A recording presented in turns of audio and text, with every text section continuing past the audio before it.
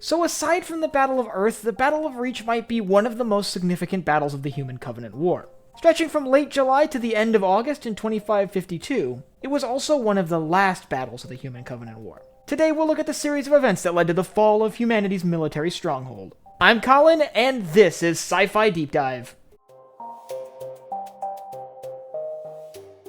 Remember, if you enjoyed this video, to head down below and hit that subscribe button. So Reach was one of the first planets colonized by humanity. As such, by the time of the Human Covenant War, it had some of the most developed industry, and it had a massive population. So it made a tantalizing target for the Covenant. Thankfully, for a majority of the war, the Cole Protocol kept the Covenant from discovering key UNSC systems. But in July of 2552, the Covenant did stumble upon Reach. A small Covenant scouting force landed near the Visegrad Relay on July 23, 2552. The next day, a group of Spartans known as Noble Team was sent to investigate. Originally believing the attack was carried out by insurrectionists, once they discovered that the true culprits were the Covenant, they declared winter contingency, a contingency order in place for the Covenant attack on a UNSC world. The UNSC began fortifying their facilities on the planet and preparing for a large Covenant assault. The first few segments of this assault began only 2 days later. On July 26, 2552, the Covenant assaulted Oni's sword base. This attack was repelled, however, when the UNSC was able to destroy the Covenant corvette this assault was being launched from.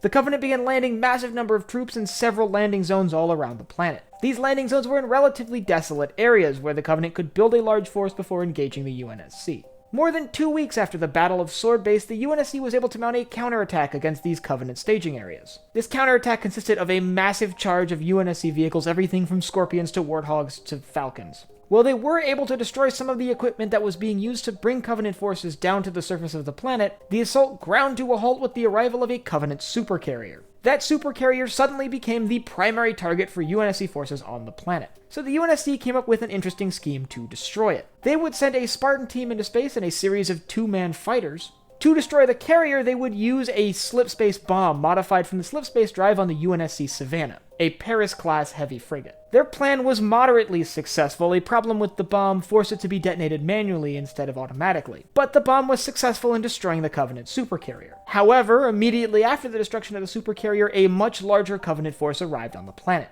With the arrival of a much larger Covenant force, civilian population centers across the planet came under siege. The most notable city to come under siege was the city of New Alexandria. At this point, the battle was raging basically all across the planet. Covenant forces were attempting to seize key positions all around the planet, and the UNSC was putting up the best defense they could. On August 30th, 2552, a large Covenant force approached the planet with the intention to glass the surface of the world. However, they were met with a massive UNSC fleet. This fleet consisted of 152 ships, including one supercarrier. The objective of this fleet was simply to keep the orbital defense platforms online. While the battle was raging up in space, several units of Covenant forces attempted and succeeded at overrunning ground stations that were powering the orbital defense network. With these ground stations down, the network of orbital defenses went offline.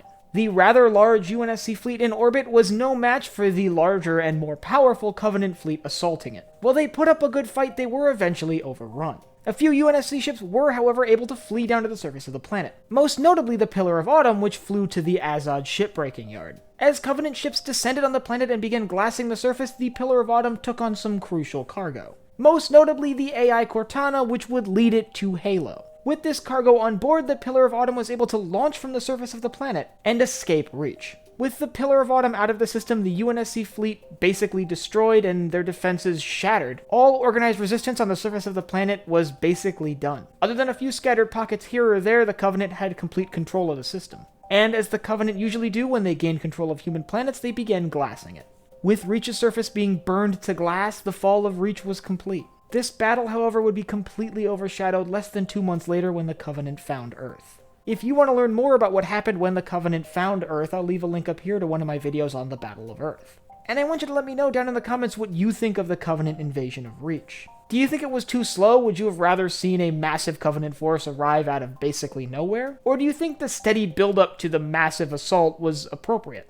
And lastly, if you enjoyed this video, head down below, hit the like button, the subscribe button, and the bell icon so you get notified when I upload new videos. So for Sci-Fi Deep Dive, I'm Colin, and I will see you next time.